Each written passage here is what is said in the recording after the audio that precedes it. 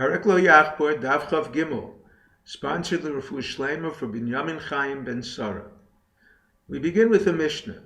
This Mishnah prohibits one doing on his property anything that could result in damage to his neighbor.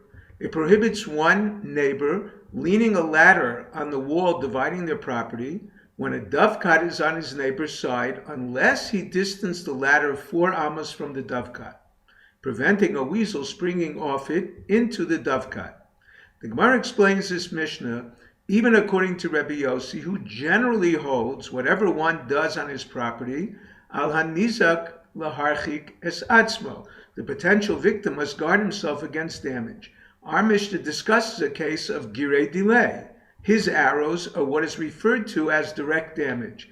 Rabbi Yossi agrees in such a case, one who potentially damages must distance. The weasel may jump as he places the ladder on the wall. Although the damage is still causative, it only exempts him from the responsibility to pay, but does not permit, based on the rule, grama b'nezikin asur, causing damage is prohibited.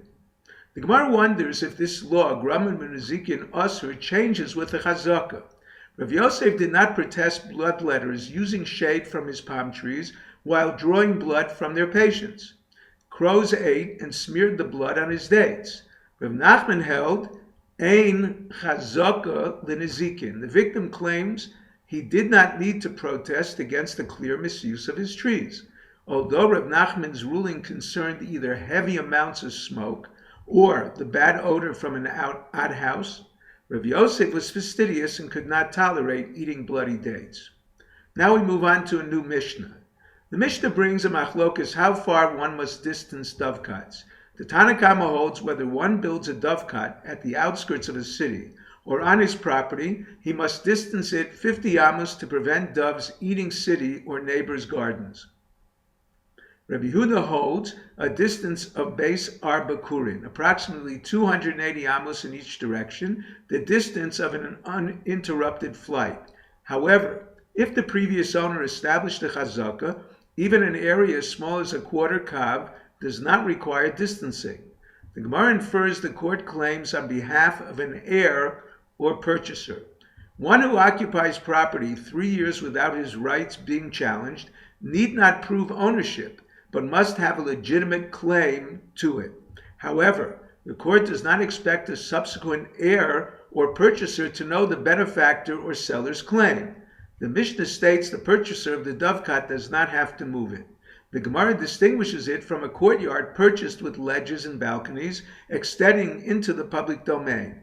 There, the original owner either recessed his wall away from the public domain to build these extensions after used by the public, or was licensed by the public to build them, whereas the original owner of the dovekat may have forced the neighbors to accept it. Therefore, our Mishnah teaches, even in this case, the court's claim on the purchaser's behalf. The Gemara questions the inference from the Mishnah that doves fly only 50 amos.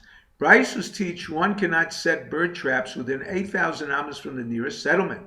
If there are vineyards or dovekats along their flight paths, their flight distance is much greater. Abaye answers they eat only within the first 50 amos of their flight.